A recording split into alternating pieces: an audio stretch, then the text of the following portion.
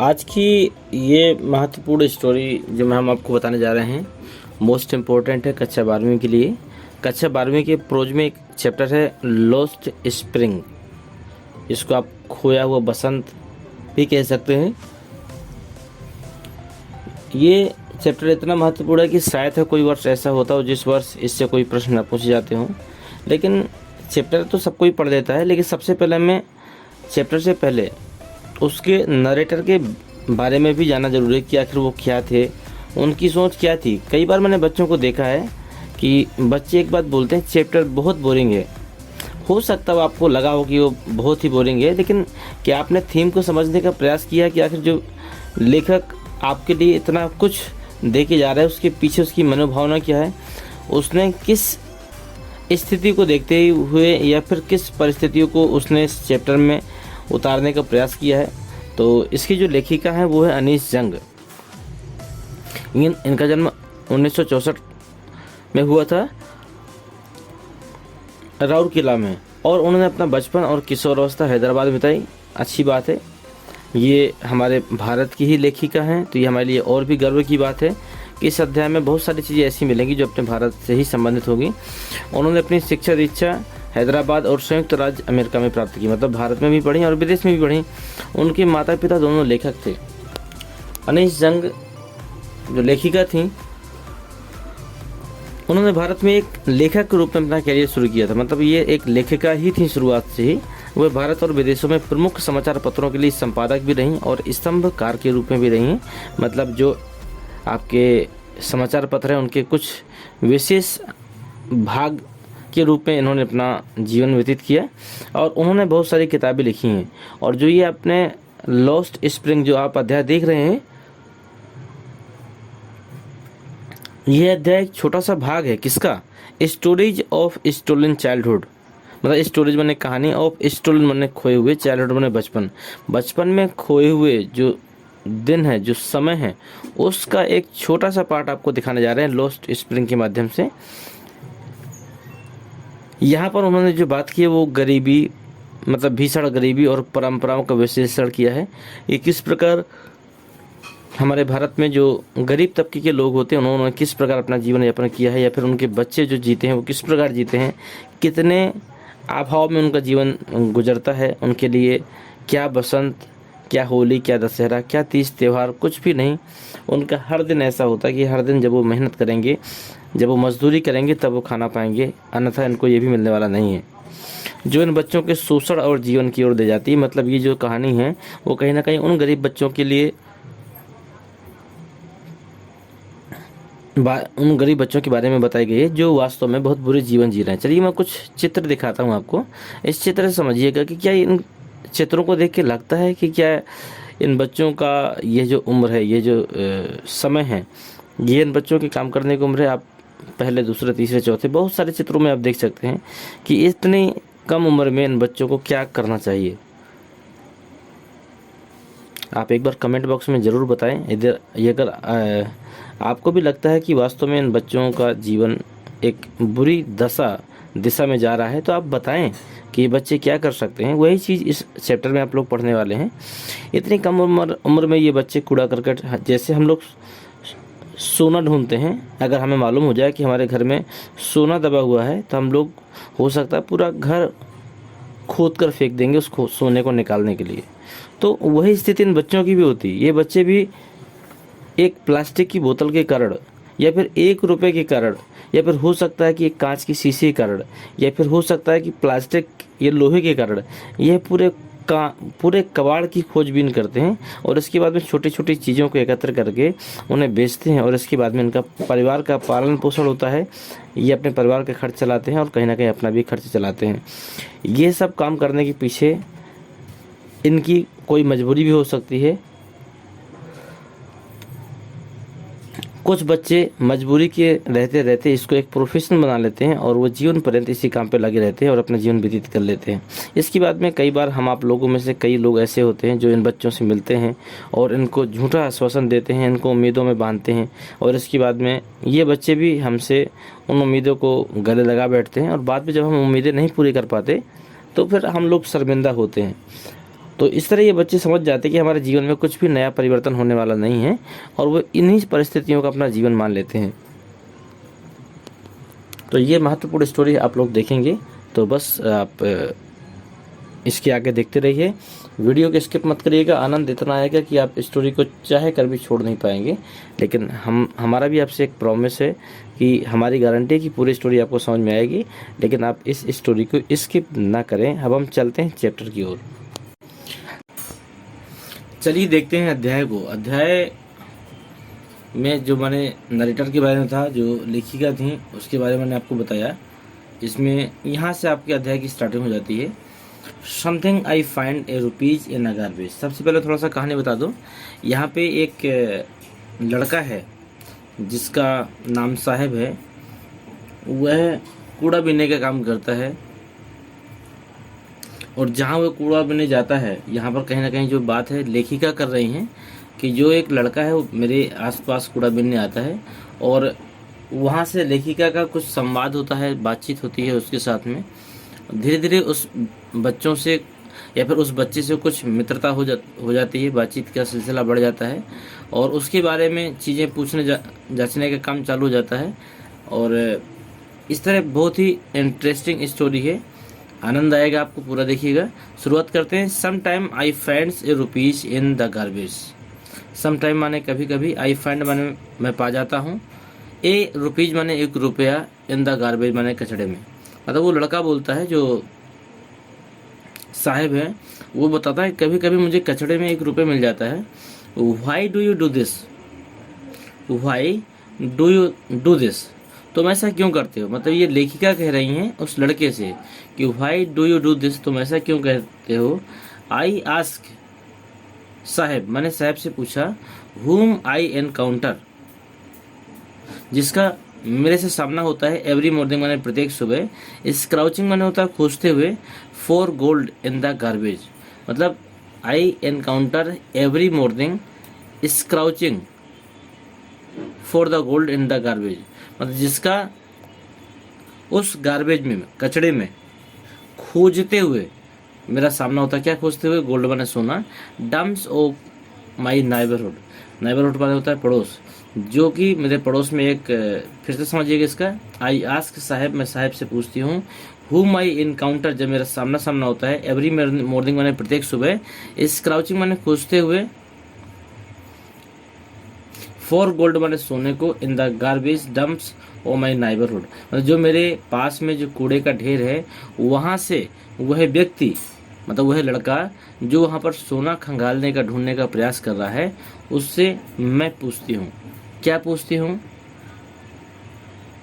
यही चीज़ पूछती हूँ कि तुम ये क्या करते हो। मतलब ये लाइन आपको उल्टा पढ़नी पड़ेगी। Sahib left his home, Sahib बताता है, क्या बताता है कि Sahib left his home long ago, कि साहिब बहुत ही पहले अपने घर को छोड़कर निकल आया। साहिब लेफ्ट, साहिब ने छोड़ दिया है। हिज होम माने अपने घर को, लॉन्ग एगो माने बहुत लंबे समय पहले। सेट एडमिस्ट, सेट माने स्थित है, एडमिस्ट माने बीच में। The green field of Dhaka, जो कि ढाका के हरे भरे खेतों के मध्य में स्थित था। हिज होम माने उसका घर। Is not even a distance memory, उसका जो घर था, हिज होम उसका घर, इज नॉट बहुत दूर, इवन ए डिस्टेंस मेमोरी उसका घर जो उसके दिमाग से या फिर उसके मेमोरी से बहुत दूर हो गया था। देयर वेर मैनी स्टॉर्म, यहाँ पर बहुत से तूफान आए। दैट स्वेप्ट, जो कि बहा ले गए, आवे माने दूर, दियर फील्ड्स एंड होम, जो उसके घर को और खेतों को बहुत दूर बहा ले गए, या फिर वह इन चीज़ों से बहुत दूर हो गया है। आगे देखिएगा। हिज मदर, उसकी माँ, टेल्स हिम, उसकी माँ ने उसे बताया, व्हाट व्हाई दे लेफ्ट, मतलब उसकी माँ ने उसको ये बताया था कि यही कारण है कि उन लोगों ने अपना घर छोड़ दिया है। लुकिंग फॉर गोल्ड, और गोल्ड की तलाश करने लगे हैं, इन द बिग सिटी माने बड़े शहरों में, वेयर ही नाउ लिव्स, जहाँ पर वह समय रह रहा है। तो उसने बताया कि जहाँ, इसलिए उसकी माँ ने जब बताया था कि इसलिए हमने घर को छोड़ा है, तब से वह बड़े शहर में सोने की तलाश में आ गए हैं, जहाँ पर वह समय रहता है।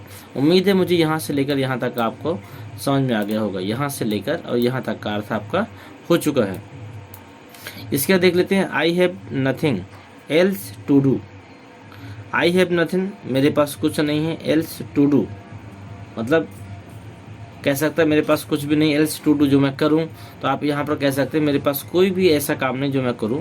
ही मोटर्स, इसका मतलब होता है बुध बुदाना, वह बुध बुदाया। लुकिंग अवे, निगाह बचाते हुए, वह निगाह बचाते हुए कुछ बुध बुदाने लगा। तो फिर लेखिका क्या कहती हैं, गो टू स्कूल, स्कूल जाओ। आई से ग्लैबली, आई से ग्लैबली, मैंने सहज रूप से उससे कहा। रियलाइजिंग, फिर महसूस हो जाता है, मतलब लेखिका ने पहले तो उससे ये कह दिया कि आप स्कूल चले जाओ, लेकिन आप मुझे बताइए कि कितने बार ऐसा होता है कि हम गरीब बच्चों को या फिर भीख मांगने वालों को हम सलाह दे देते हैं। कई बार हम लोग कह देते हैं कि आपका शरीर इतना अच्छा है कि आप काम नहीं कर सकते हो। किसी भी भिखारी को हम कई बार, मतलब ये बात हमारे समाज में अमूमन से हो गई कि यदि कोई ऐसा व्यक्ति आपके यहाँ भीख मांगने आए, जो व्यक्ति थोड़ा सा हष्ट पुष्ट है, तो हम सलाह देने से नहीं चूकते हैं, तुरंत कहते हैं कि आपके हाथ पैर इतने बढ़िया है, आप लोग काम नहीं कर सकते हो। यदि बच्चा कोई आपके यहाँ भीख मांगने आए तो आप तुरंत कह देते हो कि आपके पढ़ने लिखने की उम्र है, आपके माता पिता ने आपको किस काम में लगा दी है। तो हो सकता है कि कुछ जगह ऐसा होता हो जहाँ इसको प्रोफेशन माना जाता हो, लेकिन बहुत जगह ऐसा होता है जहाँ ये बच्चे और ये बड़े व्यक्ति मजबूरी में इस काम को करते हैं, क्योंकि यह भीख मांगना और कूड़े का काम करना या इस तरह के काम को करना ये आसान काम नहीं है, हर व्यक्ति नहीं कर सकता है। ठीक है, तो ये इतना मुश्किल काम देखने में आसान लगता है कि किसी से मांगने पर भिक्षा मिल जाती है, लेकिन जब 10-20 के आगे हाथ फैलते हैं तब कहीं एक व्यक्ति देता है, वो भी देता है या नहीं देता है, इसके बाद में ये बच्चे या ये भिखारी पूरे दिन में कितनी बार कितने लोगों के एडवाइस को सुनते हैं, इसके बाद भी वो अपना सर झुका के काम में लगे रहते हैं। तो ये कहना आसान हो जाता है कि स्कूल जाओ या फिर इस काम को कर लो या उस काम कर लो, लेकिन ये वास्तव में कठिन होता है। इसी को हम लोग देखने जा रहे हैं। गो टू स्कूल, लेखिका ने क्या कहा, गो टू स्कूल, स्कूल जाया करो। आई से ग्लैबली, मैंने सहज रूप से बोल दिया, लेकिन फिर क्या हुआ, रियलाइजिंग, मैंने महसूस किया। इमीडिएटली, मैंने तुरंत महसूस किया। क्या महसूस हुआ, हाउ हालो, ये कितनी खोखली है। द एडवाइस, मैंने सलाह, मस्ट साउंड, मतलब मेरे मुंह से जो भी शब्द निकले हैं उसका जो साउंड है वह कितना खोखला है, ये मुझे तुरंत महसूस हो गया। मतलब जो बात मैंने बोली वह बात मुझे तुरंत महसूस हो गई। अब ये खोखला साउंड क्या होता है समझिएगा। खोखले साउंड का अर्थ है यहाँ पर झूठी सांत्वना देना। अब मैंने कहा कि स्कूल चले जाओ, यह बात कहने में कितना आसान थी, लेकिन इसके बाद सोचिए कि हो सकता है उसके घर में माँ बीमार पड़ी हो सकता है उसके घर में कुछ और भी समस्याएं हो सकती हैं, वह बालक कैसे स्कूल से आ सकता है। हो सकता है कि वही बच्चा अपने घर के पालन पोषण का सहारा हो, तो नहीं हो सकता ये सब चीज़ें, या फिर हो सकता है कि कुछ और कारण हो जिस मजबूरी से उस काम को कर रहा है। तो ये जो सांत्वना होती है, खोखली सांत्वना, यह गरीब लोगों को पूरी दुनिया देती है। आपने भी कई बार देखा होगा कि जब आप किसी सरकारी दफ्तर में जाते हैं तो आपके सामने आपको फॉर्म को ले लिया जाता है, लेकिन आपके सर को घुमाते ही, मतलब आप जैसे ही ऑफिस से दूर हुए आपका फॉर्म डस्टबिन में चला गया। कई सरकारी बाबू ऐसा करते हैं कि आपकी बात को वजन में न रखते हुए आपको झूठी तसल्ली दे देंगे कि हाँ आपका काम हो जाएगा, और फिर इसके बाद में आपका काम नहीं होता है। आप कई जगह जाते हैं, आपको तसल्ली दे दी जाती है कि हाँ ऐसा आपके साथ हो जाएगा, लेकिन बाद में नहीं होता है। बाद में उन्हीं बातों को हमें दोबारा दोहराना पड़ता है। तो ये थी खोखली सांत्वनाएं जो इस बच्चे को दी जाती है, उसको तुरंत महसूस भी हो जाता है। आगे देखिएगा, देयर इज नो स्कूल, यहाँ कोई भी स्कूल नहीं है। इन माई नाइबरहुड, मैंने मेरे पड़ोस में। वह बालक तुरंत कहता है, इस बात को सुनने के बाद में वह बालक तुरंत कहता है कि there is no school in my neighbourhood, मेरे पड़ोस में कोई स्कूल नहीं है। When they build one I will go, मेरे पड़ोस में कोई विद्यालय नहीं है, जब कोई एक विद्यालय बनवा देगा तो आई विल गो, तो मैं ज़रूर जाऊंगा। तो फिर लेखिका को नहीं रहा गया, उसने क्या कह दिया, if I start A school, यदि मैं स्कूल बनवा दूं तो विल यू कम, तुम आओगे। आई आस्क हाफ जोकिंग, उसने आधे मजाक के मूड में कहा। तो वो क्या कहता है, यस, हाँ। ही सेज, उसने कहा हाँ मैं आऊँगा।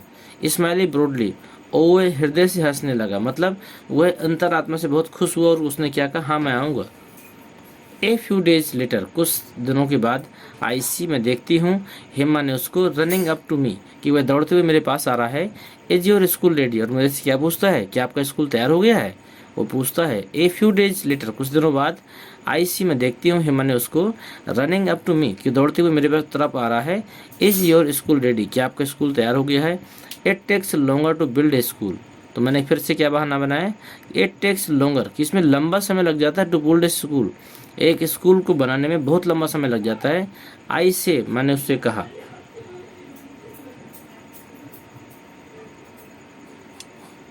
मैंने क्या कहा कि एक स्कूल को बनने में बड़ा लंबा समय लग जाता है, लेकिन फिर क्या था, एम्ब्रेस्ड मतलब मैं लज्जित हो गई, eight having made a promise कि मैंने जो उसको प्रॉमिस किया था, मतलब मैंने उसको जो भी प्रॉमिस किया था वो कैसा हो गया, दैट वाज नॉट मीन्ट, इसका कोई भी अर्थ नहीं निकला, मतलब मैंने उससे जो भी वादा किया था उस वादों का कुछ भी नहीं हुआ।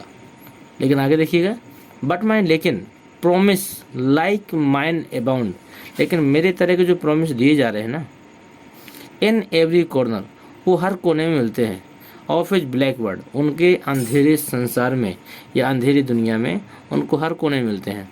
तो लेखिका को पता है तुरंत क्या एहसास हो जाता है कि आज मैंने इस बच्चे को जैसा खोखला वादा दिया है ना, ऐसे इन बच्चों को पूरे समय या हर समय कोई ना कोई खोखला वादा किसी ना किसी के द्वारा मिलता है, और ये बच्चे और ये गरीब व्यक्ति, ठीक है, और ये निम्न वर्गीय परिवार जो भी हैं, ये इन्हीं खोखले अंधेरे संसार में पूरी ज़िंदगी भटकते रहते हैं, लेकिन इनमें से शायद कोई वादा इनकी ज़िंदगी में पूरा हो जाता हो। बट माई लेकिन, फिर से देखिएगा, बट माई लेकिन प्रोमिस लाइक माइन, लेकिन मेरे तरह के जो वादे होते हैं अबाउंड इन एवरी कॉर्नर, इनको प्रत्येक कोने से दिए जाते हैं, मतलब इनको हर व्यक्ति इसी प्रकार के खोखले वादे देता है, ऑफ इज ब्लैक वर्ड उनके इस अंधेरे संसार में उनको हर तरफ से इसी तरह के खोखले वादे प्राप्त होते हैं। चलिए आगे बढ़ें हम लोग। उम्मीद है समझ में आ रहा होगा, मुझे तो लग रहा है कि आपको समझ में आ रहा है, और मेरा प्रयास भी ऐसा है कि एक एक शब्दों को मैं आपको बताता हुआ आगे बढ़ रहा हूँ, लेकिन इसके बाद भी अगर कोई कमी हो तो पूछते जाइएगा, और कमी ना हो तो मेरा आपसे एक विनम्र निवेदन है कि जो भी व्यक्ति इस वीडियो को देख रहे हैं, कम से कम कमेंट बॉक्स में आप अपना नाम और आप कहाँ के रहने वाले हैं, आप अपना एरिया ज़रूर दर्शा दें। मुझे बहुत खुशी होगी इस बात से कि मैं कहाँ तक पहुँचने का प्रयास कर रहा हूँ, कहाँ तक के लोग मेरे से जुड़ते जा रहे हैं, मुझे भी कम से कम खुशी होगी। और इस वीडियो को आप मैक्सिमम लोगों तक शेयर भी करें ताकि अधिक से अधिक लोग इसका बेनिफिट ले सकें। आगे देखते हैं, after month of knowing him, after month मतलब महीने गुजरते गए, आफ्टर मंथ महीने गुजरते गए, ऑफ नोइंग हिम और मेरी उससे जान पहचान भी बढ़ती गई। I ask him his name, मैंने उससे उसका नाम पूछा, उसने क्या बताया, साहिब आलम। जब मैंने उससे नाम पूछा तो उसने क्या बताया, साहिब आलम। ही अनाउंस्ड, उसने घोषणा कर दी, उसने घोषणा क्या कर दी कि उसका नाम क्या है, साहिब आलम है।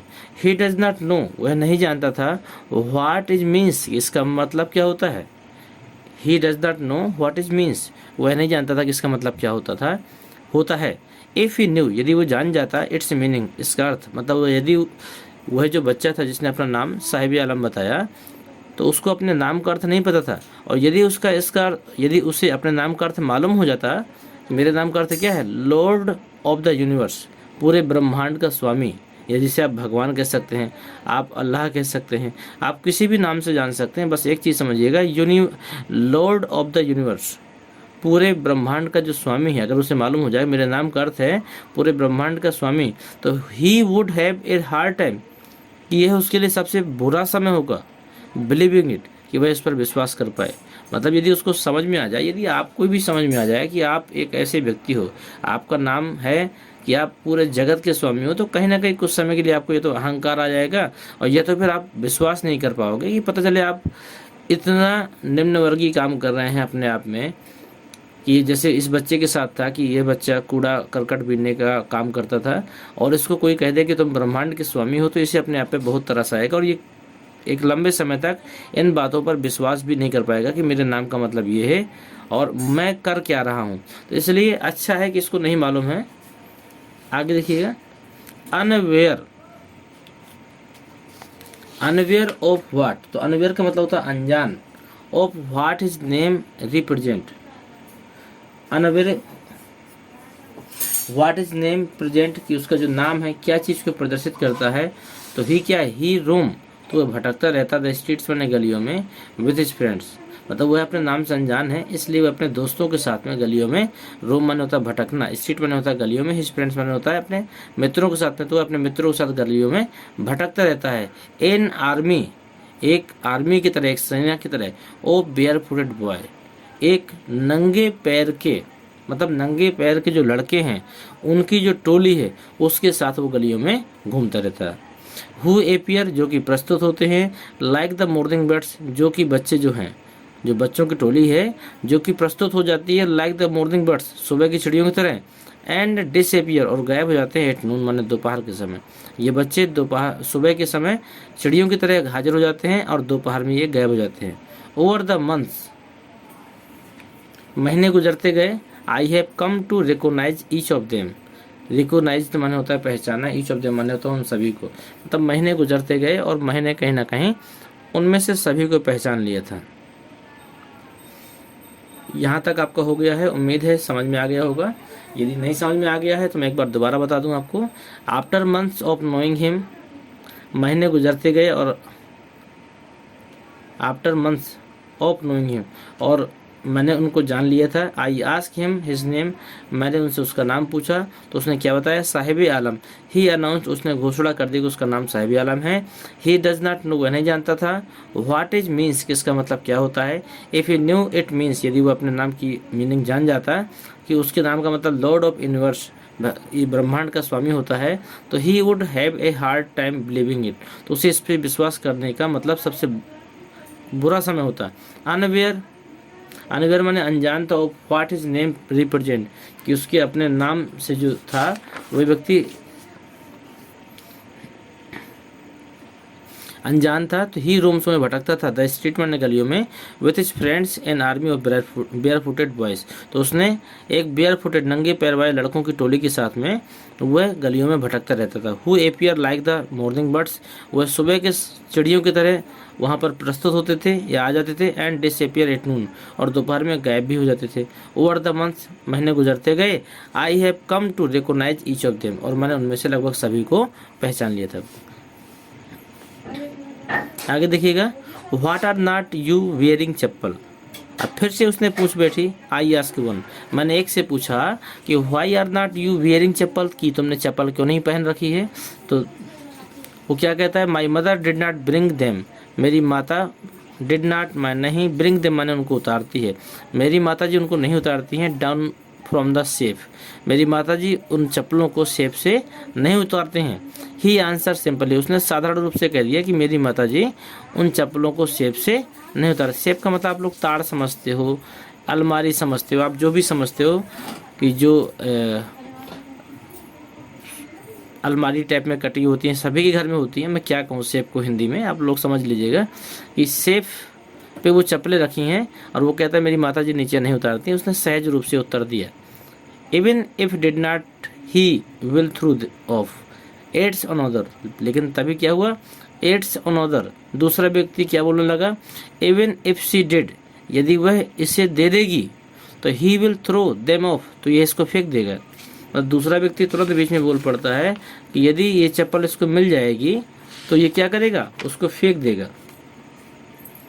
व्हेन आई कमेंट, जब मैंने यह कमेंट किया, ऑन इट माने उन लोगों से, तो ही सफल्स, तो वह सफल्स माने हिला रहा था, इस फीट माने अपने पैरों को, एंड सेइंग सेज नथिंग, और लेकिन वो कुछ नहीं बोला। मतलब वह जब मैंने उससे ये कमेंट की, जब मैंने उससे पूछा तो वह अपने पैरों को हिला रहा था और उसने कुछ नहीं कहा। आई वांट शूज, मुझे जूते चाहिए। सेज ए थर्ड बॉय, तीसरा लड़का बोलता है कि मुझे जूते चाहिए। Who has never owned a pair all of his time, उसने अपने जीवन में कभी भी एक जोड़ी जूता नहीं पहना है। ट्रैवलिंग अक्रॉस द कंट्री, अब क्या कहती है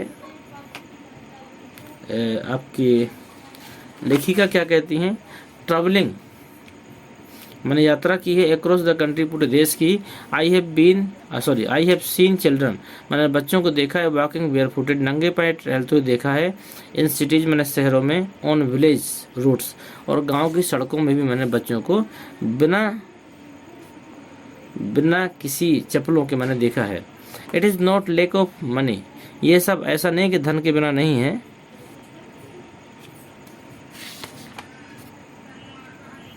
फिर से ध्यान दीजिएगा, it is not lack of money, lack मन होता है कमी, ऑफ मनी, ये सब कमी, ये सब धन की कमी से नहीं होता है। आई वंडर, मैं सोचती हूँ, if this is only an excuse, excuse का मतलब एक तरीके से बहाना होता है, excuse to explain why a perpetual state of poverty, इसका मतलब है कि मैं सोचती हूँ कि एक गरीबी की एक स्थायी स्थिति को दूर करने का एक बहाना मात्र है। ये लाइन थोड़ा सा कठिन है। आई वंडर्ड, मैं सोचती हूँ, इफ़ दिस इज, कि यह जो है, एन एक्सक्यूज, एक बहाना, टू एक्सप्लेन माने व्याख्या के लिए, अवे माने दूर करने के लिए, ए परपेचुअल स्टेट ऑफ पॉवर्टी मतलब गरीबी को दूर करने का जो स्थायी स्थिति है, गरीबी को दूर करने की जो स्थायी स्थिति है उसको दूर करने का एक ये बहाना मात्र है। मतलब कभी आप ये अंदाज़ा नहीं लगा सकते हैं कि नंगे पैर वाला व्यक्ति जो है वो गरीब ही है। ठीक है। आई रिमेम्बर, मुझे याद आ जाती है एक स्टोरी, मैंने एक कहानी, यहाँ पर भी मैं एक कहानी बताती है।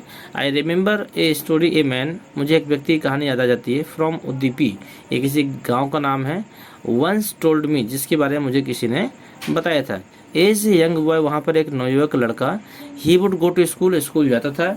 पास्ट एंड ओल्ड टेम्पल, और वहाँ से गुजरते समय उसे एक मंदिर मिलता था। Where his father was priest, वहाँ पर उसके पिताजी एक प्रेस्ट माने एक पुजारी थे। वहाँ पर उसके पिताजी क्या थे, एक पुजारी थे। ही वुड स्टॉप ब्रीफली, वो वहाँ पर ब्रीफली में का मतलब क्या समझते हैं, ब्रीफली के मतलब आप थोड़ी देर कह सकते हैं। ब्रीफली वहाँ पर वो थोड़ी देर के लिए क्या करता था, एट द टेम्पल, वो रुकता था टेम्पल में, एंड प्रे माने प्रार्थना करता था, for a pair of shoes, और वो एक जोड़ी जूतों के लिए प्रार्थना करता था।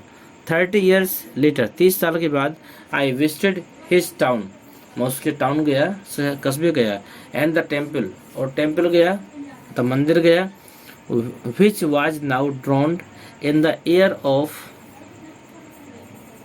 डिसोल्यूशन। फिर से देखिएगा, आई विजिटेड हिज टाउन, मैं उसके टाउन गया, कस्बे गया, एंड द टेम्पल, और टेम्पल में भी गया, मंदिर में भी गया, विच वाज नाउ, जहाँ की अब, ड्रॉन्ड, ड्रॉन्ड बने क्या कह सकते हो, डूब चुका है, इन द एयर बने हवा में, ऑफ डेसोलेशन, डेसोलेशन का मतलब आप क्या समझ सकते हैं, उजाड़, जो कि मतलब जो गांव और मंदिर था जो कि एकदम बिल्कुल उजाड़ हो चुका है, ऐसा भी आप कह सकते हो। 30 साल के बाद जब मैं उस शहर की यात्रा की और मैंने मंदिर को देखना चाहा, तो मैंने पाया कि वह जो मंदिर था और शहर था वो कहीं ना कहीं हवा में खो चुका था। आगे देखिएगा, इन द बैकयार्ड, बैकयार्ड मैंने होता है आंगन। ठीक है। इन द बैकयार्ड, जो पीछे का आंगन था, where lived the new priest, वहाँ पर एक नया पुजारी रहता था। There were red and white plastic chair, उसके पास लाल और सफ़ेद प्लास्टिक की कुर्सियाँ थीं। A young boy dressed in a grey uniform, a young boy माने एक जवान लड़का, ड्रेस्ड माने पहने हुए, इन ए ग्रे यूनिफॉर्म, जो कि एक स्लेटी रंग की यूनिफॉर्म को पहने हुए है। वियरिंग सॉक्स एंड शूज, उसने जूते और मोजे भी पहन रखे हैं। अराइव्ड पेंटिंग, पेंटिंग माने होता है हाँपता हुआ, वो हाँपता हुआ आता है। And through his school bag, और अपने स्कूल बैग को फेंक देता है। ऑन ए फोल्डिंग बेड माने अपने बिस्तर में, फोल्डिंग वाले बिस्तर में वो उसको फेंक देता है। तो फिर से देखिएगा इसको, ए यंग बॉय ड्रेस्ड, एक यंग बॉय, एक छोटा लड़का जो ड्रेस मैंने पहने हुए था इन ए ग्रे यूनिफॉर्म, जिसने स्लेटी यूनिफॉर्म पहन रखी थी। Wearing shoes and socks and shoes, जिसने जूते और मोजे पहन रखे थे। अराइव्ड माने आता है। पेंटिंग माने होता है घबराते हुए, या फिर ये कह सकते हो कि हाँपते हुए। And through his school bag on A folding bag, और वह अपना स्कूल बैग को फोल्डिंग बेड में फेंक देता है। लुकिंग एट द बॉय, इस बच्चे को देखकर, I remembered the prayer another boy, इस बच्चे को देखकर मुझे दूसरे बच्चे की प्रार्थना की याद आ जाती है। Had made to the goddess, जिसने देवी से प्रार्थना की थी। When he had final got a pair of shoes, जिसके द्वारा उसको क्या सॉरी क्या प्रार्थना की थी, फिर से देख लेते हैं। Remember the prayer another voice, दूसरे बच्चे ने प्रार्थना की थी। दैट मेड ए गुडीज, देवी से प्रार्थना की थी। वेन मैंने जब, the goodies had granted his prayer, जब उसकी देवी ने उसकी प्रार्थना सुन ली थी। Young boy like the son of the priest, जो नवयुवक बच्चा था, लाइक द सन पुत्र दिख रहा था, ऑफ द प्रिस्ट माने पुजारी का। नाउ वोर शूज, जिसने कि जूते पहन रखे थे। बट माई, लेकिन many other likes the ragpickers, लेकिन बहुत सारे ऐसे रेपिकर्स भी हैं, बहुत सारे ऐसे अभी भी कूड़े बेचने वाले हैं। इन माई नेबरहुड में, मेरे पड़ोस में, रिमेन शूजलेस, जिनके पास अभी भी जूते नहीं हैं। मतलब मेरे पड़ोस में बहुत से ऐसे लोग भी हैं कूड़ा बीनने वाले, जिनके पास अभी तक जूते नहीं हैं। इसका एक बार फिर से अर्थ देख लीजिएगा, थोड़ा सा कठिन है। इन द बैकयार्ड माने पीछे के आंगन में। Where lived the new priest, वहाँ पर एक नया पुजारी रहने लगा। There were red and white plastic chair, जिसके यहाँ लाल और सफ़ेद रंग की कुर्सियाँ थीं प्लास्टिक की। ए यंग बॉय, एक नवयुवक लड़का, dressed in a grey uniform, एक स्लेटी रंग की जो ड्रेस पहनकर वहाँ आया। वियरिंग शूज एंड सॉक्स, जो कि जूते और मोजे पहना हुआ था। अराइविंग पेंटली, जो कि हाँफता हुआ वहाँ पर आता है। And through his school bag on A folding bed, और फोल्डिंग बेड में वह अपने, या फिर बिस्तर में वह अपने बैग को फेंक देता है। लुकिंग एट द बॉय, लड़के को देखकर, आई रिमेंबर्ड द प्रेयर, मुझे प्रार्थना याद आ जाती है। रिमेंबर अनदर बॉय, जिससे कि दूसरे बच्चे ने की थी। हैड मेड टू गुडीज, देवी से प्रार्थना की थी, और उससे क्या हुआ था। व्हेन ही फाइनली गॉट, जिससे कि उसे मिल गई थी। ए पेयर ऑफ शूज, जिससे उसको एक जोड़ी जूतियाँ या फिर एक जोड़ी जूते मिल गए थे। Let me never loss them, कहीं मैं इनको खो ना दूँ। Let me never loss them, ये लाइन मुझे लगता है छूट गई थी पहले। Let me never loss them, कहीं मैं इनको खो न दूँ। या फिर ये भी कह सकते हैं let me never loss them, मैं इनको कभी ना खोऊं, मतलब ये मेरे से कभी खो ना जाए। The goodies has granted his prayer, इस प्रकार देवी उसकी प्रार्थना को स्वीकार कर लें। Young boys like the son of the priest, जो बच्चा था, जो पुजारी का बेटा था। यंग बॉय लाइक द सन, जो लड़का जो उसका पुत्र लग रहा था पुजारी का। The priest now wore shoes, उसने क्या है, एक शूज पहन रखे थे। But many others like the ragpickers, लेकिन अभी बहुत सारे ऐसे रेपिकर्स हैं, कूड़ा बीनने वाले हैं। इन माई नेबरहुड, जो कि मेरे पड़ोस में हैं। रिमेन शूजलेस, जिनके पास अब जूते नहीं है या फिर अभी तक जूते नहीं हैं। तो यहाँ तक अर्थ कैसा लगा आपको? यहाँ तक मुझे उम्मीद होगा एक एक चीज़ें आपको समझ में आ गया होगा। अगर कोई चीज़ नहीं आई है तो आप उसे पूछ सकते हो, कोई मीनिंग, कोई अर्थ, कोई चीज़ें अगर आपको नहीं समझ में आई हैं तो आप पूछ सकते हैं। इसके बाद का जो भी आपका पार्ट है, ठीक है, यहाँ से हम आपको दूसरे भाग में देंगे। इसका अगला भाग आप लोग देखना बिल्कुल ना भूलें। कहानी इतनी मज़ेदार है कि पूरा कहानी देखेंगे जीवन में कभी भूल ना पाएंगे। और इसका अगला पार्ट भी देखना ना भूलें। और इस पार्ट को यदि पूरा देखा, अगर आपको अच्छा लगा तो एक बार लाइक करिए। और मेरी जो एक प्रार्थना आपसे थी कि आप कम से कम अपना नाम और कहाँ से हैं आप जो वीडियो को देख रहे हैं, आप अपना एड्रेस ज़रूर भेजें। कम से कम मुझे खुशी हुई इस बात की कि इन वीडियो को कहाँ तक के व्यक्ति देख पा रहे हैं। धन्यवाद।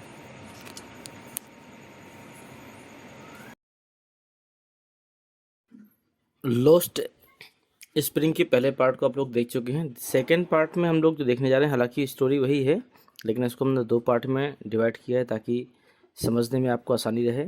तो सेकेंड पार्ट में हम आपको जो बताने जा रहे हैं, यहाँ से बताएंगे माई एक्विटेंस से। तो चलिए शुरुआत करते हैं यहाँ से। आपका यहाँ से ध्यान दीजिएगा। माई एक्विटेंस मतलब मेरा जो परिचय हो गया विथ द बेयर फुट, नंगे पाँव वाले, रेपिकर्स मतलब कूड़ा बीनने वाले, लीड्स मी जो कि मुझे ले जाते हैं, टू सीमापुरी बने सीमापुरी की ओर। तो मैं बता दूं, जो आपका सीमापुरी है ये दिल्ली का एक इलाका है जो कि देखा जाए तो आज की डेट में वहाँ पर झुग्गी झोपड़ियाँ पाई जाती हैं। और किसी समय वह इलाका पूरा कूड़े कचड़े से भरा होता था, मतलब गंदा होता था, खाली था। उसे देखकर कहीं ये नहीं लगता कि ये इलाका वास्तव में दिल्ली का ही एक भाग है, और लगता है वो कई मील दूर है ये भाग। तो चलिए हम इसके बारे में जानते हैं। माई एक्विटेंस, मेरा जो परिचय था विथ द बेयर फुटेड रेपिकर्स, जो नंगे पैर वाले जो कूड़ा बीनने वाले थे उनसे, लीड्स ले जाता है मी माने मुझे, टू सीमापुरी माने सीमापुरी की ओर, a place on the periphery of Delhi, मतलब जो ये स्थान है, प्रेफरी माने होता है सीमा पर, और ऑफ दिल्ली जो दिल्ली की ही सीमा पर ये स्थान है, यट माने फिर भी, मील्स अवे फ्रॉम इट, लेकिन ये लगता है कि अभी भी मीलों दूर है। मीलों दूर क्यों कहा गया है? क्योंकि वह एक इतना विकसित सिटी है एक तरीके से देखा जाए, और वहाँ पर इतना पिछड़ा इलाका देखकर किसी को विश्वास ही नहीं होता कि वास्तव में ये बात सही है। मेटाफोरिकली, मतलब लाक्षणिक रूप से हम उस पर विश्वास नहीं कर सकते, उसके लक्षणों को देखकर हम विश्वास नहीं कर सकते। दोज हु लिव, जो लोग वहाँ रहते हैं, हेयर आर स्क्वेटर्स, मतलब वो सब गैर कानूनी रूप से रह रहे हैं, who came for Bangladesh, from Bangladesh, जो कि बांग्लादेश से आए हैं और गैर कानूनी रूप से वहाँ पर रह रहे हैं। बैक इन 1971, लगभग 1971 से वो लोग बांग्लादेश से आने के बाद में यहाँ पर रह रहे हैं। उनका यहाँ पर कोई भी निज निवास नहीं है, फिर भी वो यहाँ पर रह रहे हैं। साहेब से फैमिली, साहेब की जो परिवार था, इज एमंग देम, वो भी उनमें से एक था। Seemapuri was then a wilderness, मतलब सीमापुरी जो था एक प्रकार से बीहड़, जिसे आप लोग जंगल बोल सकते हैं, बीहड़ इलाका था। इट स्टिल इज, यह अब भी बीहड़ ही है, but it is no longer empty, लेकिन अब ये खाली नहीं है। मतलब पहले भी बीहड़ था, वहाँ पर कुछ भी नहीं पाया जाता था, बिल्कुल निर्जन स्थान था, लेकिन अब भी ये बीहड़ ही कहा जाएगा, लेकिन यहाँ पर अब जगह खाली नहीं है। इन structure of mud, structure of mud का मतलब यहाँ के जो मकान है वो कच्चे रूप से बने हुए हैं, कच्चे हैं। विथ रूफ्स, जिनकी छतें जो हैं, ऑफ टिन, माने टिन क्या मतलब टिन की चादर समझ सकते हैं, एंड तिरपाल, टरपोलिन, इसका मतलब है आपका, टरपालिन का मतलब होता है आपका जो तिरपाल आप लोग प्लास्टिक का जो एक छत के रूप में लगाते हैं, तो ये टीन की चादरें और तिरपाल वगैरह वहाँ पे लगे हुए हैं। डेविड ऑफ सेवेज, डेविड का मतलब होता है जो रहित है, ऑफ सेवेज माने नालियों से, यहाँ पर नालियाँ नहीं हैं। ड्रेंज ऑफ रनिंग वाटर, मतलब जो जल निकास है, ड्रेंज माने जल, जो जल निकास है, रनिंग वाटर ये लगातार बह रहा है, मतलब यहाँ पर कोई भी ठीक ठाक तरीके से जल का निकास नहीं है। लिव 10,000 रेपिकर्स, यहाँ पर लगभग 10,000 आपके आदिवासी रहते हैं, या फिर ये कह सकते हो 10,000 कूड़ा बीनने वाले यहाँ पर रहते हैं। They have lived here for more than 30 year, वो लगभग 30 सालों से अधिक हो गया है जिसको यहाँ पर रह रहे हैं। विदाउट एन आइडेंटिटी, इनके पास खुद की कोई पहचान नहीं है। विदाउट परमिट, बिना परमिशन के। बट विथ राशन कार्ड, मतलब इनके पास कोई परमिशन नहीं है, बट विथ राशन कार्ड, लेकिन उनके पास राशन कार्ड है। That get their names on voters, जिनसे इनके नाम वोटर कार्ड में जुड़ गए हैं, वोटर लिस्ट में जुड़ गए हैं। And enable them two by grain, जिससे कि ये लोग अनाज को खरीद सकते हैं। ग्रेन माने होता है अनाज, जिससे कि ये लोगों को अनाज मिल जाता है, मतलब ये कह सकते हैं इनको सरकारी सहायता के रूप में अनाज मिल जाता है। फूड इज मोर इम्पोर्टेंट, जो खाना होता है अधिक महत्वपूर्ण होता है। फॉर सर्वाइवल, मतलब जीवित रहने के लिए। फूड इज मोर इम्पोर्टेंट, खाना अधिक महत्वपूर्ण होता है। फॉर सर्वाइवल, जीवित रहने के लिए। देन एन आइडेंटिटी, मतलब अगर कहा जाए कि आपको अपनी पहचान चाहिए या फिर 2 वक्त की रोटियां चाहिए, जब ऐसी दिक्कत हो जाएगी कि जब पहचान और रोटियों की बात हो जाएगी, तो ध्यान दीजिएगा कि आप पहचान की जगह आप यही कहेंगे कि मुझे शाम सुबह का खाना दीजिए। ये सभी के साथ होता है। तो सबसे पहले पहचान से पहले व्यक्ति का पेट भरा होना चाहिए, मतलब व्यक्ति भूखा नहीं होना चाहिए। तो उसने कहा food is more important for survival than an identity, एक पहचान की अपेक्षा यहाँ पर जो जीविका है वह अधिक महत्वपूर्ण है, खाना अधिक महत्वपूर्ण है। इफ एट द एंड, यदि अंत में, ऑफ द डे माने दिन के, यदि दिन के अंत में, we can feed our families, यदि दिन के अंत में हम अपने परिवार को भरपेट खाना दे देते हैं। And go to bed without any aching stomach, और गो टू बेड और बिस्तर पे चले जाते हैं। विदाउट माने बिना, एन एचिंग माने दर्द के, स्टमच माने पेट के, और बिना पेट के दर्द की यदि हम बिस्तर पे चले जाते हैं तो we would rather live here than the fields that give us no grain. तो स्टोमच के बाद में ध्यान दीजिएगा, we would rather live here than, तो मतलब यहाँ पर रहना ज़्यादा उचित होगा। इन द फील्ड्स माने खेतों के, that gives us no grain, मतलब जो खेत हमें अनाज नहीं देते हैं उसके स्थान पर हमारा यहाँ रहना ज़्यादा उचित होगा। We would rather live here, मतलब यहाँ रहना ज़्यादा सुविधाजनक है या फिर यहाँ रहना ज़्यादा अच्छा होगा। देन इन द फील्ड माने खेतों की अपेक्षा, that gave us no grain, जो कि हमें गेहूँ या फिर अनाज नहीं दे सकते, उनकी अपेक्षा यहाँ पर रहना ज़्यादा सही है। से ग्रुप ऑफ वुमेन, से मैंने कहा एक ग्रुप ऑफ वुमेन, एक महिला के झुंड ने, इन टेटर साड़ीज, जिनके पास फटी हुई साड़ियाँ थीं। टेट्रास का मतलब ये आप चाहे तो आप लिखते जाइए कि मीनिंग, कुछ मीनिंग ऐसी होती है जो कठिन होती हैं, बाद में याद रहे या ना रहे। रेदर माने बल्कि होता है, टेटर्स साड़ीज का मतलब होता है फटी हुई साड़ियाँ। वेयर आस्क, जब मैंने पूछा, them why they left the beautiful end of green fields and river, जब मैंने उनसे पूछा, मतलब ये जो सारी जवाब दे रही थी, एक महिला दे रही थी, उसने क्या कहा था, जो इसकी साड़ी फटी हुई थी उस महिला के द्वारा ये जवाब दिया गया था। व्हेन आई आस्क, जब मैंने पूछा था, देम मैंने उनसे, why they left their beautiful land, कि उन्होंने क्यों अपनी सुंदर धरा को छोड़ दिया, मतलब जहाँ पर उन्होंने ज़मीन थी, जहाँ के वो रहने वाले थे, उस ज़मीन को उन्होंने क्यों छोड़ दिया है। ऑफ ग्रीन फील्ड, उन हरे भरे खेतों को क्यों छोड़ दिया है। एंड रिवर्स, और उन नदियों को क्यों छोड़ दिया है। तो उन्होंने उत्तर दिया कि ऐसे खेत जो हमें अनाज नहीं दे सकते हैं उसकी अपेक्षा हमें इस स्थान पर रहना ज़्यादा उचित होगा। Wherever they find food, wherever they find food, जहाँ कहीं दे माने उन्हें, फाइंड फूड खाने की तलाश होती है। दे पिच दियर टेंट्स, वो वहीं अपना टेंट को गाड़ देते हैं। देन बिकम ट्रांजिट होम, ये उनका अस्थायी घर हो जाता है। तो यहाँ पर ध्यान दीजिएगा, वेयर एवर माने जहाँ कहीं भी हो है आपका, पिच माने होता है गाड़ना, ट्रांजिट माने होता है अस्थाई, होम माने होम, मतलब वहीं पर उनका अस्थायी घर बन जाता है।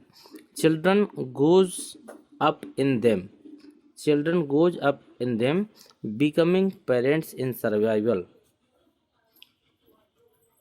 चिल्ड्रन में बच्चे, ग्रोज अप माने बड़े हो जाते हैं, इन देम साथ में, बिकमिंग पार्टनर इन सर्वाइवल, और वो भी क्या करते हैं, बड़े होते होने के बाद में वो भी अपने माता पिता के साथ में उनके सर्वाइवल में उनका हाथ बटाने लगते हैं।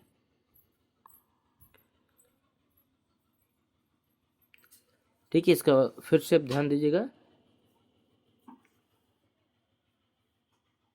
इसी लाइन को मैं दोबारा बता रहा हूँ। And children grow up in them, बच्चे बड़े हो जाते हैं, ठीक है, और become partners in survival, become parents, parents माने माता पिता, इन सर्वाइवल माने जीविका, और वो भी क्या करते हैं, बिकमिंग माने साथ देने लगते, साथ हो जाते हैं, साथ देने लगते हैं।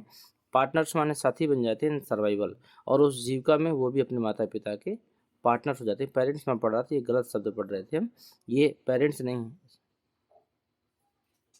पार्टनर्स है, ठीक है। तो कहीं ना कहीं उन बच्चों के लिए कहा गया कि जो बच्चे हैं वो भी बड़े होने के बाद में वो अपने माता पिता के पार्टनर हो जाते हैं और उस जीविका में उनका हाथ बटाने लगते हैं।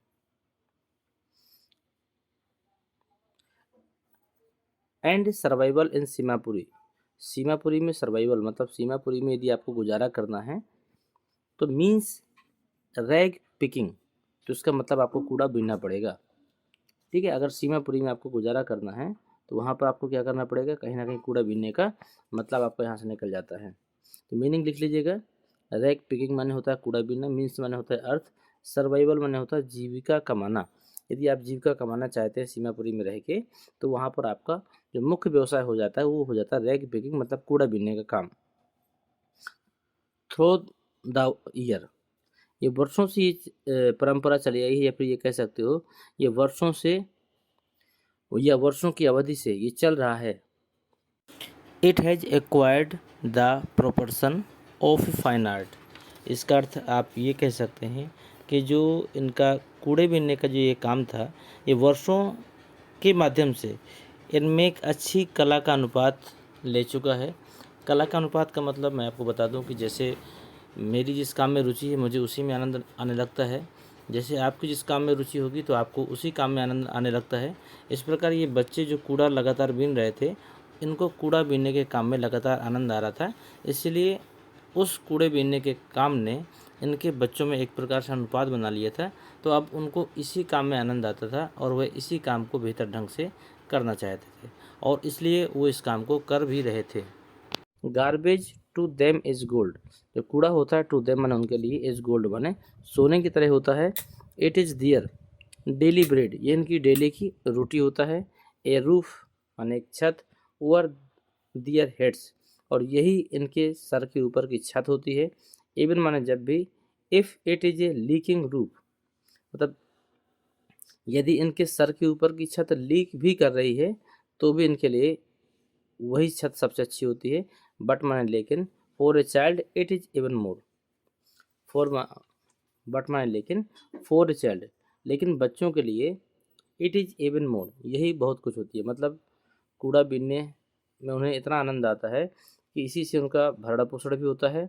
यही उनके लिए छत का कार्य करता है क्योंकि टेंट लगा कर रहते हैं। यही उनके सर के ऊपर की छत मानी गई है, क्योंकि कहा जाता है कि जब पिता गुजर जाता है तो कहीं ना कहीं बोला जाता है कि बच्चे के सर के ऊपर से छत हट गई। तो छत का मतलब ये नहीं कि मकान की छत हट गई, छत का मतलब ये जो छत्र छाया थी पिता की, वही कमाकर खिला रहा था, परिवार का पालन पोषण कर रहा था। अब वो दुनिया में नहीं रहा तो छत का मतलब यहाँ पर काम धाम से है। तो यहाँ पर जो व्यक्ति काम करते हैं तो कूड़ा बीनना ही उनके लिए सबसे बड़ी जिम्मेदारी हो जाती है, यही उनके सर के ऊपर की छत होती है। Even if it is leaking, यदि यह वाली छत मतलब मकान वाली छत लीक भी करती रहे, इसमें पानी की बूंदें गिरती भी रहें, ठीक है, बट फॉर ए चाइल्ड, लेकिन फिर भी बच्चों के लिए इट इवन मोर, यही बहुत कुछ होता है। आई समटाइम, मैं कभी कभी फाइंड अ रुपीज़, मैं कभी कभी 1 रुपये पा जाता हूँ। इवन ए 10 रुपीज़ नोट, और कभी कभी मुझे 10 रुपये का नोट भी मिल जाता है। कहाँ मिल जाता है?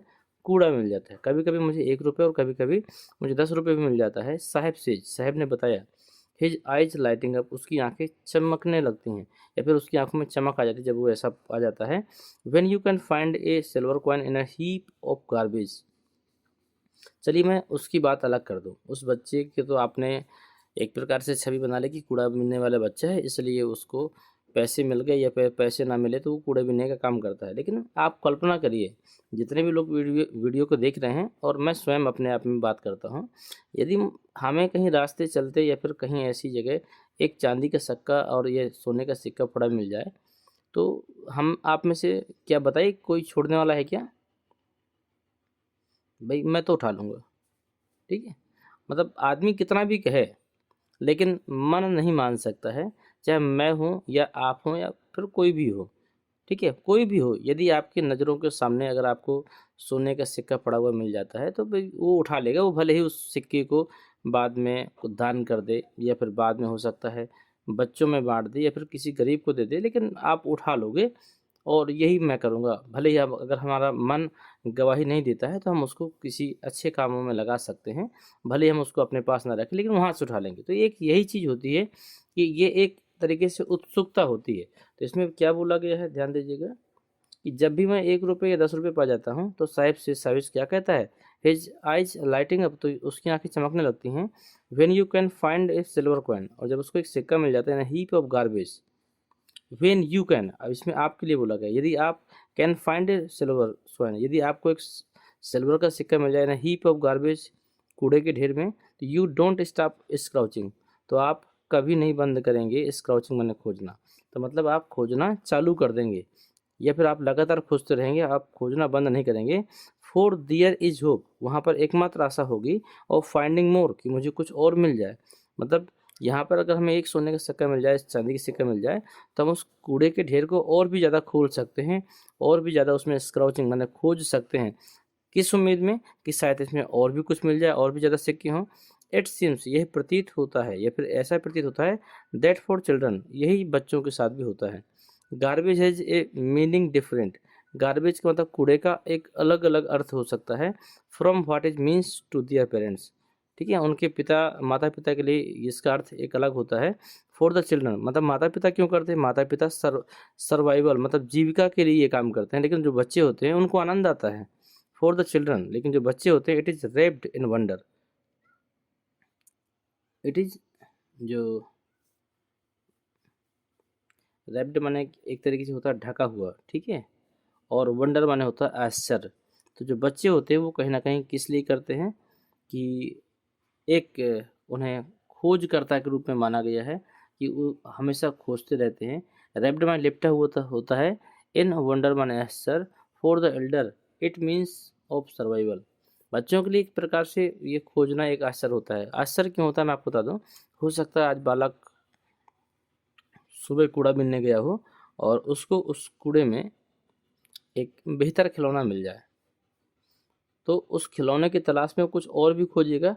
हो सकता है मेरे लिए जो बेकार थे मैंने फेंक दिया, लेकिन उनके लिए वो खिलौने अच्छे थे और वो खिलौने वो पा गए। हो सकता है कुछ कॉपी किताबें फेंक दी गई हों कूड़े के ढेर में, लेकिन उन कॉपी किताबों से कुछ पन्ने निकाल कर वो पढ़ाई का काम कर सकता है। या फिर हो सकता है कि वहाँ पर कपड़े मिल गए उसे, या हो सकता है कि हमने अपने उतारे हुए जूते फेंक दिए, क्योंकि थोड़ा सा भी समस्या हुई जूतों में तो हमने तो निकाल के फेंक दिए क्योंकि हमारे लिए बेकार हो गए। लेकिन जिन बच्चों के पैरों में जूते ही नहीं हैं उनके लिए वह जूता ही बहुत कीमती हो सकता है। उनको जूता मिल गया, तो ये जो रोज़ रोज़ उन्हें भिन्न भिन्न प्रकार की चीज़ें मिल जाती हैं, यहाँ से कहीं ना कहीं उनका आश्चर्य बढ़ता रहता है और वो बच्चे क्या करते हैं बार बार प्रयास करते हैं कि आज हमें कुछ नया चीज़ मिल जाए। तो जो बड़े व्यक्ति होते हैं, ठीक है, जो उनके माता पिता होते हैं, उन वह अगर कूड़ा बीनते हैं तो वह जीविका के लिए बीनते हैं कि कहीं ना कहीं बच्चों का लालन पालन कैसे होगा, किस प्रकार हम अपने घर को चलाएंगे। लेकिन जो बच्चे कूड़ा बीनते हैं उसके पीछे जीविका भी होती है और साथ में सबसे बड़ा जुड़ा होता है आश्चर्य, क्योंकि वो हर दिन एक नई उम्मीद के साथ जाते हैं कि आज कूड़े से हमें कई अच्छी चीज़ें मिलने वाली है। तो ये चीज़ें हैं यहाँ पर। For the elders it is a means of survival, लेकिन जो माता पिता होते हैं या बड़े होते हैं उनका अर्थ यहाँ पर होता है सर्वाइवल मतलब गुजारा करना या जीविका। वन विंटर एक सर्दी की सुबह है, आई सी साहेब मैंने साहेब को देखा, standing by the fenced gate मतलब मैंने देखा साहेब कहाँ खड़ा था, स्टैंडिंग में खड़ा था, बाय द फेंस्ड माने चार दीवारी के गेट पर, ऑफ द नाइबरहुड क्लब पड़ोस में जो क्लब था उसके चार दीवारी के गेट पर साहेब खड़ा था। Watching two young man dressed in white, और वाचिंग मैंने देख रहा था टू यंग मैन दो नव युवकों को जो ड्रेस्ड इन वाइट जिन्होंने सफ़ेद कपड़े पहन रखे थे, प्लेइंग टेनिस जो लोग टेनिस खेल रहे थे। आई लाइक द गेम मुझे खेल बहुत पसंद है, वही बोलता है साहब कि मुझे ये खेल बहुत पसंद है। ही हम्स वह गुनगुनाता है, हम्स माने क्या कह सकते हैं, वह गुनगुनाता है।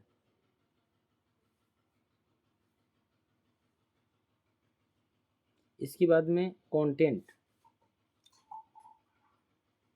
कहाँ गया,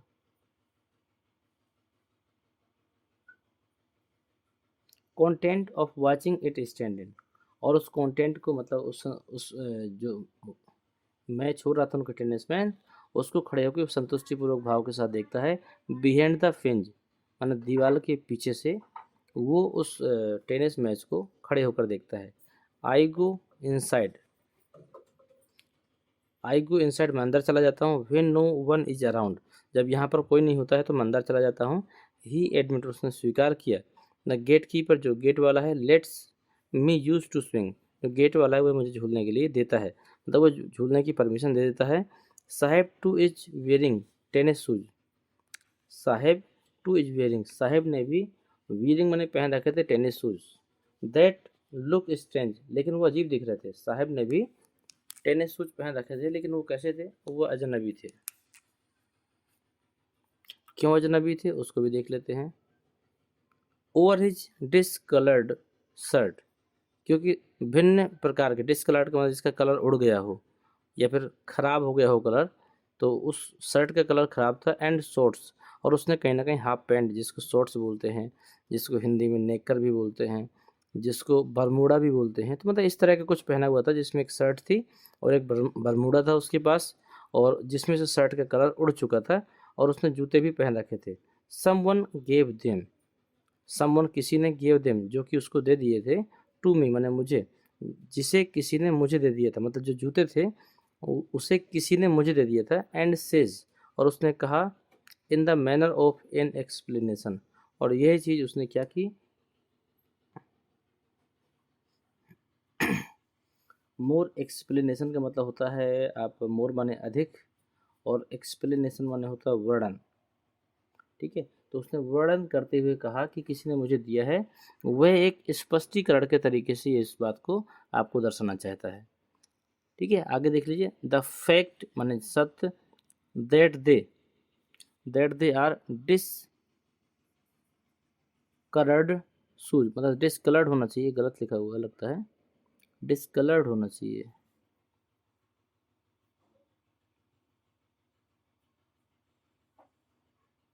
नहीं डिसकलर्ड नहीं, सॉरी वही शब्द है, डिस्कार्डेड, डिस्कार्डेड, डिस्कलर्ड नहीं सही है। द फैक्ट, क्योंकि एनसीईआरटी की बुक है, इसमें हम कुछ भी टीका टिप्पणी नहीं कर सकते, क्योंकि इसमें बहुत से जो ज्ञानी पुरुष है उनका योगदान है और शब्दों को हमें ही समझना पड़ेगा। द फैक्ट माने सत्य, ऑफ दे आर डिस्कार्डेड, ये वो जूते थे जिसे किसी ने त्यागे था या त्यागे थे, shoes of some rich boy, मतलब जिसे किसी अमीर आदमी ने या फिर अमीर बच्चे ने त्यागे थे जो कि मुझे दिए गए थे। इस पैराग्राफ का अर्थ दोबारा मैं यहाँ से बता दूँ आपको, साहेब इज वेयरिंग टेनिस शूज, साहेब ने भी टेनिस शूज पहन रखे थे, दैट लुक्स स्ट्रेंज जो कि अजनबी दिख रहे थे, ओवर हिज डिस्कलर्ड शर्ट, उसने डिस्कलर्ड ऐसी शर्ट पहन रखी थी जिसका कलर उड़ गया था, एंड शॉर्ट्स और एक नेकर भी या फिर एक बरमूडा भी पहन रखा था, समवन किसी ने, ये सब किसने दिया था, समवन गेव देम जिसे किसी ने दिया था, टू मी माने मुझे, जिसे किसी ने मुझे दिया था, ही सेज उसने बताया, in the manner of an explanation उसने एक वर्णात्मक भाव में बताया, द फैक्ट माने सत्य, दैट दे आर डिसकार्डेड जिसे कि त्यागे गए थे, ये सत्य है कि दैट दे आर डिस्कार्डेड जो कि त्यागे गए थे, शूज माने जूते, ऑफ सम रिच बॉय ये जो जूते थे वो किसी अमीर आदमी के द्वारा या फिर अमीर बच्चे के द्वारा त्यागे गए थे, हु परहैप्स माने जो शायद, रिफ्यूज टू वियर देम जो किसी अमीर आदमी के द्वारा त्यागे गए थे, जिसमें एक छेद होने के कारण, रिफ्यूज टू वियर देम उसने पहन रखा, बिकॉज माने क्योंकि, ऑफ ए होल माने एक छेद था, in one of them perhaps, refuse, refuse माने क्या होता है, रिफ्यूज का आप क्या अर्थ निकाल सकते हैं, रिफ्यूज माने होता है मना करना होता है, ठीक है। हु परहैप्स माने जो शायद, रिफ्यूज टू वियर उसने मना कर दिए थे, देम उनको पहनने से, मतलब जो अमीर लड़का था उसने शायद उनको पहनने से इसलिए मना कर दिया था, बिकॉज मैंने क्योंकि, फिर से देख लीजिएगा, the who perhaps refuse to wear उसने इनको पहनने से मना इसलिए कर दिया था, बिकॉज मैंने क्योंकि, ऑफ ए होल क्योंकि एक छेद था, इन वन ऑफ देम उनमें से किसी एक में एक छेद था, does not bother them, does not bother them लेकिन उससे मुझे कोई परेशानी नहीं होती, does not bother him, them नहीं हिम, बोदर माने होता है परेशानी, जिससे मुझे कोई परेशानी नहीं होती। इसका मतलब ये कह सकते हैं कि जिसके पास जूते ही नहीं हैं यदि उसको जूते मिल जाए तो यही बहुत बड़ी बात होती है, थोड़े बहुत छेद होंगे तो भी काम चल जाता है, कोई दिक्कत नहीं, क्योंकि नंगे पैर से तो अच्छा है कि उसने जूते पहन रखे हैं। उसने कहा कि मुझे कोई परेशानी नहीं इन जूतों से। For one who had walked bear foot, एक फॉर वन माने एक व्यक्ति को, who has walked bear foot जो व्यक्ति के नंगे पैर चल रहा है उसको जूते मिल जाए, ये बहुत बड़ी बात है। Even shoes with a hole in a dream come true, even shoes,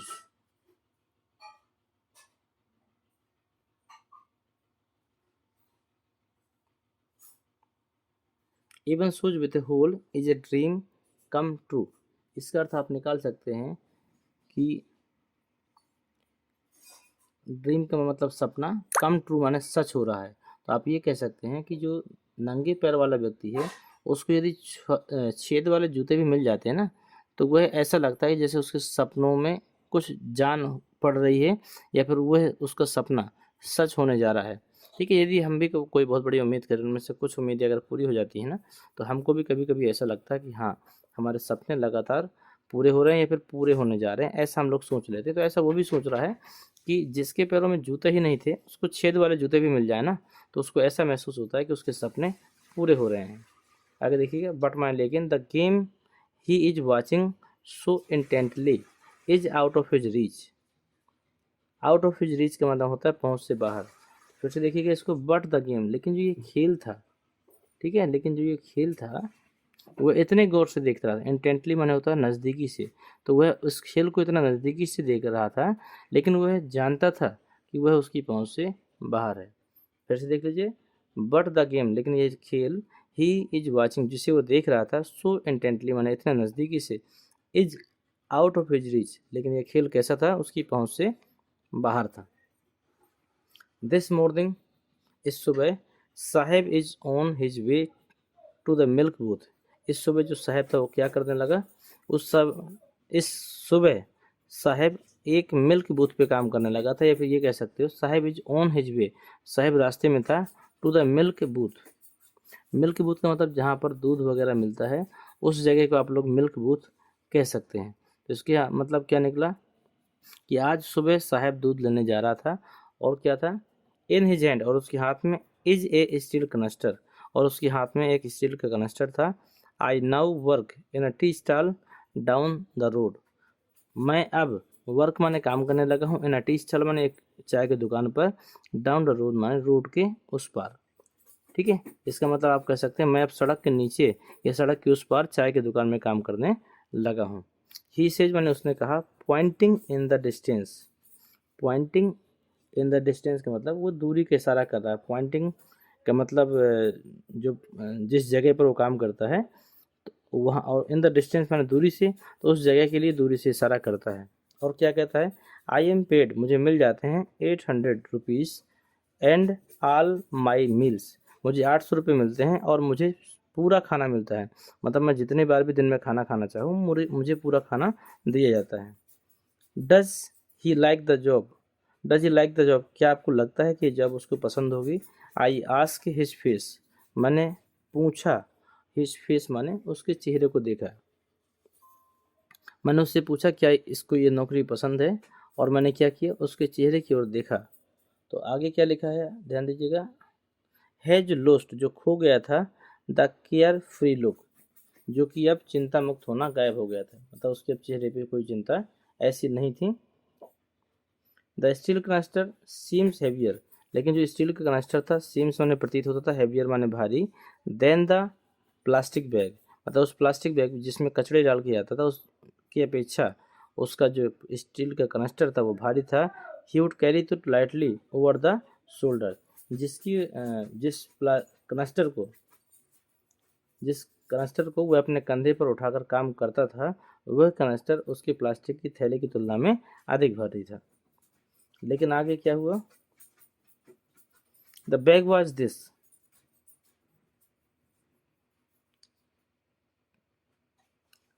the bag, नहीं ये पूरा आपको मिलाना पड़ेगा, फिर से ध्यान दीजिएगा इसको। The steel canister seems heavier, steel का कनस्टर भारी प्रतीत हो रहा था, than the plastic bag, plastic bag की अपेक्षा।